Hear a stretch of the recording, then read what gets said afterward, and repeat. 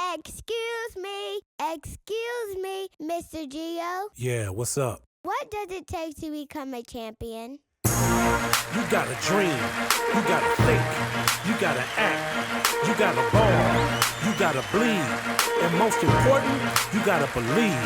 You gotta dream like a champion, think like a champion, act like a champion, say I'm a champion. Soar like a champion, bleed like a champion, look in the mirror and believe you're a champion. You gotta dream like a champion, think like a champion. You're tuned in to IChampionHealth Chats, the podcast for amplifying community voices and advancing health for all in Lexington, Kentucky. Each episode connects you with local champions who bring powerful stories, useful tools, and fresh ways we can show up for ourselves and others. Let's lock in and learn how we can champion health together. Welcome, listeners and viewers. I am excited to announce a special crossover season that brings together voices from across our community. I am Gerald Gibson, founder and executive director of Operation Making a Change, and I'm the host of IChampionHealth Chats, a podcast where we explore real stories and fresh ideas to advance health for all across Lexington. And I'm also excited to announce I am joined by someone whose leadership helped make this collaboration possible. Thanks, Gio. I'm Dr. Abini Elamine, co-founder of Project Ricochet and host of The Ricochet Effect, a podcast about community leadership and the impact of local action. What you're about to hear was recorded live at the 2025 Central Kentucky Black Family Conference, an event I had the privilege of helping bring to life. The conference brought people together from all walks of life, families, leaders, and neighbors, to focus on health, connection, and building stronger communities through conversation and shared experience. This year, the IChampionHealth Initiative and Project Ricochet teamed up with something special, a joint series of community interviews we're calling The Talking Drum. Across this series, you'll hear from youth, professionals, and artists, people who make Lexington the community it is. These conversations were led by Mr. Gio and Terry Dumphord from the Voyage Movement and also the Ricochet Effect podcast as a co-host. They dive into personal stories about health, leadership, family, and life's everyday moments, both the joyful and the challenging. Whether you were part of the event or you're just now tuning in, this series is a chance to reflect, connect, and hear what matters most straight from the people in our community. Make sure to follow #IChampionHealth Chats and the Ricochet Effect podcast at WUKY so you don't miss any part of the Talking Drum series and other future episodes. Now, let's take a moment to listen and celebrate what makes our community strong. All right, y'all, we are back again. We got another special guest, good brother of mine. He does a lot in the community on a whole lot of different levels. But I will let him introduce himself to you guys. How you doing, my brother? I'm doing good, Terry. All right, tell the people who you are, man, and what you do, man. My name is Dale Morgan. I'm a native of Lexington, Kentucky. I grew up in the East End area. Charles Young, down by the Lyric Theater, Bluegrass Ashmondale, the projects. Okay. Graduate of Henry Clay High School in Eastern Kentucky University, and I specialize in financial literacy education. And how I got into financial literacy education was when I graduated high school and I went to college at the University of Louisville. I had learned anything about personal finances. When I got to Louisville, I signed up and got a credit card, and I maxed it out in like 2 or 3 hours, right? Absolutely. And then what happens 30 days later after you swipe that credit card? You get those statements in the mail. Yeah, they want their money. They want their money, and I didn't have no money. Right?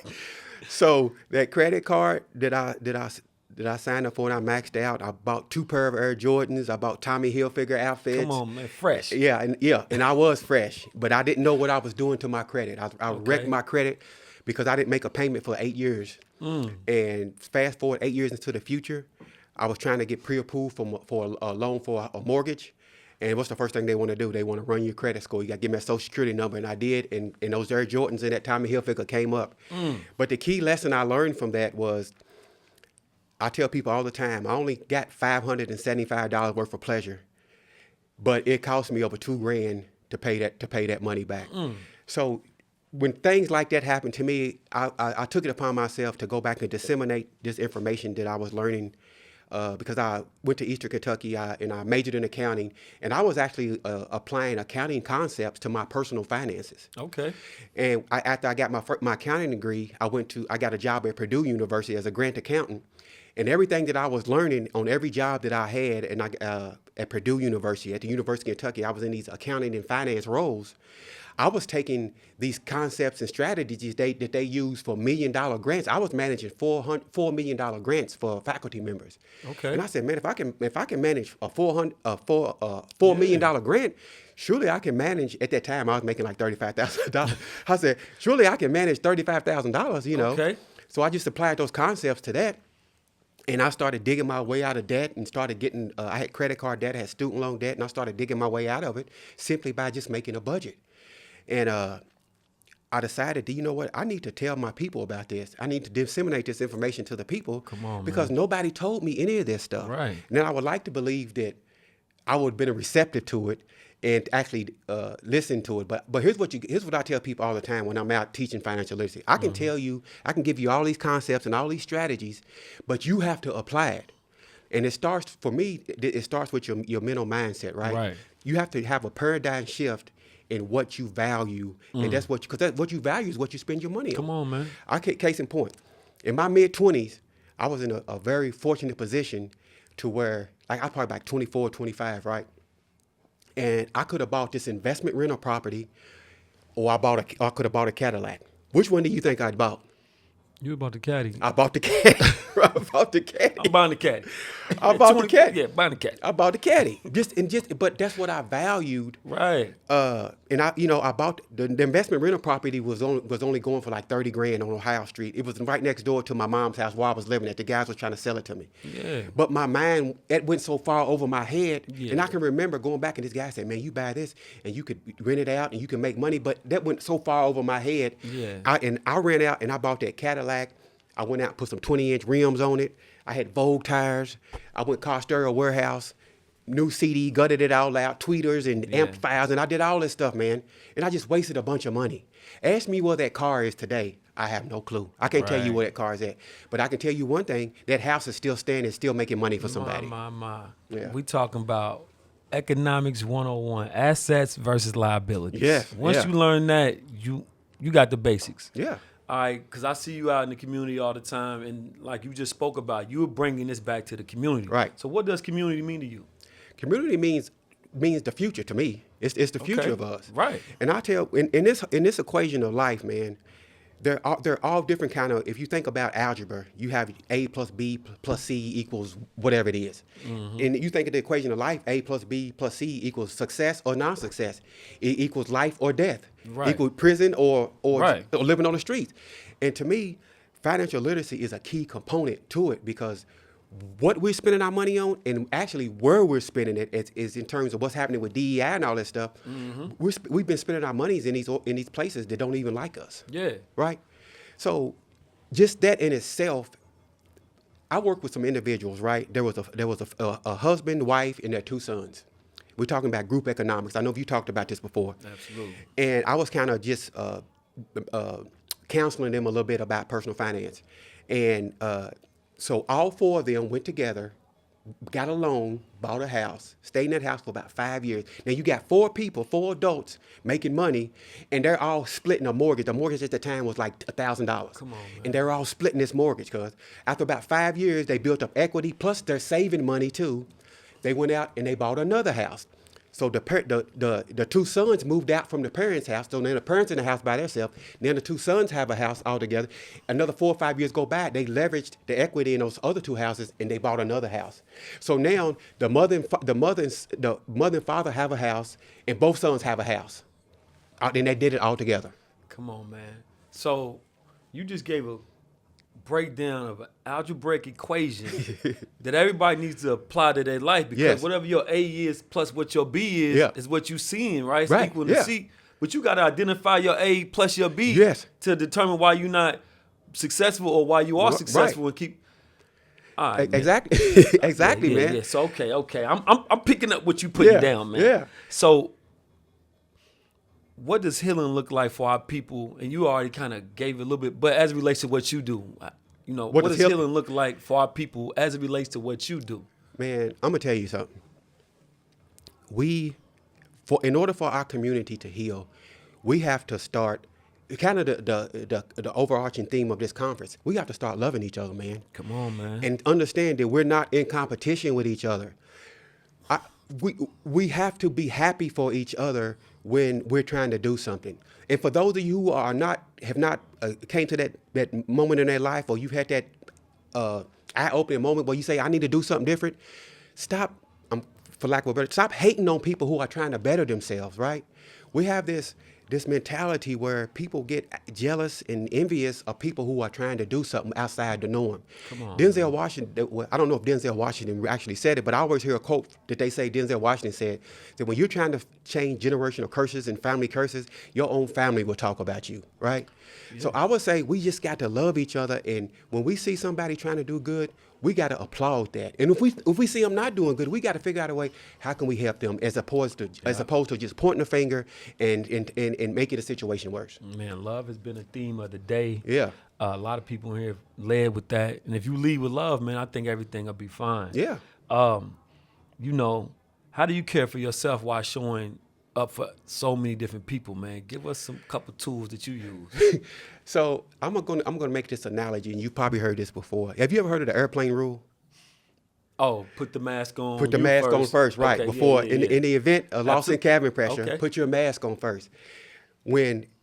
Particularly to personal finances, and then you know you got to be mental support and emotional support as well, but you got to get your own stuff straight. Mm-hmm. And when we talk about personal finances, I can't be paying your bills to paying this person's bills, and then that puts me in a situation where I can't even sustain myself. Get your own financial house in order, your own your mental state in order, and then you can help other people. I tell people all the time, you have certain people in your family where everybody knows so and so's got it, or they think you got it, Right? Because he don't spend no money, he's got it, and every time they come with you with a story, and they want you to bail them out every time, Right. But they want your money, but they don't want to take the advice that you give them, right? Come on. So I would just say you have to get to a point, and to be honest with you, sometimes you just got to tell them no. You know, you just got to tell people no. It's hard for some, especially people like me. It's hard to say no. Yeah. But I remember I was watching Barkley and them, man, and you know, you looking at everybody that you on the screen, they multimillionaires. Yeah, yeah. And he said something that made me think about how I view money, because I know they got a lot of it. Right. He was like, my family members call me $400. What you want? Nah. Like I said, in my mind, like $100, Barkley. Man, you could have gave him $100. Yeah, yeah. But how many hundreds does that turn into? Right. That turns into Over thousands. time. That turns into tens of Right. thousands. So once I kind of processed what he said, I'm like, nah, I get what he's saying. Because people use you as their own personal bank account too, if you let it go on too long. Yeah, Then yeah. It's a line between helping your family and putting them in a position to succeed. You know, I ask kids now, and I said, if I gave you $5,000 right now, what would you do? But I'm going to the mall. I'm gonna go there. I'm gonna buy me some J's. I'm gonna do this. I'm gonna do this. I'm gonna do that. Take some of that money. Nobody says I'm gonna try to start this business. I'm gonna try to invest in that. Try to grow that money. As soon as we get the money, we're gonna go spend it, just like that. Yeah. We have to change our way that we think about this money, man. What we're doing with this money. Yeah. We have to, just like when that was one of my biggest regrets, man, was buying that car, man. Trust me, I just bought a high country. Nah, I ain't mad at it. But listen, this is a year that me and you got to connect more. Okay. You know, and bring this to these babies. Yeah. And teach them how to have your money make money for you. Right, You know what I right. mean? So I can't wait to see what God does with that. Right. When we just continue to connect a little bit more. My last question for you, and you kind of just answered it. Like, what advice do you give to the young people today? My advice to young people today, and I wish I would have had somebody would given me this advice. Okay. Is stop caring about what people think about you. Stop caring about what they think. Stop caring. When I was coming up, I grew up on welfare and food stamps. I literally watched my mom sign away the welfare check to our landlord because it was just enough to pay rent and utilities. Wow. So money gone, and we got food stamps, so I always ate. Yeah. But I always had hand-me-down clothes. I used to wear those tube socks with the stripes and stuff on man. it. And kids used to make fun of me when I would go to pictures. school. I got pictures right now. Kids used to make fun of me, man, and they used to hurt my feelings, man. Yeah. A lot. But I got to the point to where I got numb to it, and I just blocked all that stuff out. So I'll say, just stop caring about what people are thinking. Stop letting other people influence you on how you spend your money and how you live your life. Yeah, because if you caring about what they think, you actually living the life through their eyes. Through their you eyes, ain't even right, living your own right, eyes. Yeah, man. That's And none deep, of them bro. people are going to save you That's if you deep. get in any trouble, particularly financial. None of them people are going to come and save you. Man, listen, man. I love it, man. I love it, man. This is the one and only Dale Morgan, man. Tell the people where they can find you, man. Great. Thank you, Terry. You can find my I'm on all social medias handles, Facebook, Instagram, LinkedIn, but you can go to my website at Foundation47LLC.com. Okay. And also, April 26th at Members Heritage Credit Union on Members Way off of Harrisburg Road, I'm having a free financial literacy event for high school students. I've got Members Heritage is sponsoring it. They're paying for everything. I've got some an organization out of Atlanta, Georgia called the Foundation for Economic Education. They're sending some facilitators down and some resources. It's going to be a great event. They're going to get food, prizes, gifts, and all that. But more importantly, they're going to learn about everything personal finances. Personal finance. Awesome. And so I need you to go to my website and register for that, Foundation47LLC.com, and go to the contact page and send me a message, and that'll suffice as your registration. Nice. So, do you have a flyer and all of that? Did you? Yeah, I got some flyers. out at my desk. You got the digital that you posting on your social media Yeah, too? all that, I got yeah. to go on and share that. Yeah. Y'all heard it here free, right? Free. April 26th. 26. It's on a Saturday from 10 to 12. Just Members 2 hours, Heritage. man. Yeah, Members Heritage. All right, y'all. Tap in, man, and be conscious of how you spend your money, okay? Yeah, yes. Don't just spend your money. Be conscious. Make sure that wherever you spending it at, they supporting you. Right. All right, my brother. Any last words? Terry, just thank you for having me on. I appreciate you the work you're doing in the community. I see you as well, along with Doyle Lee, and just thank you very much, brother. Man, appreciate you, my brother. It's been an All honor. right. Thank you. Thanks for tuning in to IChampionHealth Chats. If something you heard in this episode spoke to you, don't forget to follow us and share it with your community. You can find us on social media at IChampionHealth or email us at ichampionhealth@uky.edu.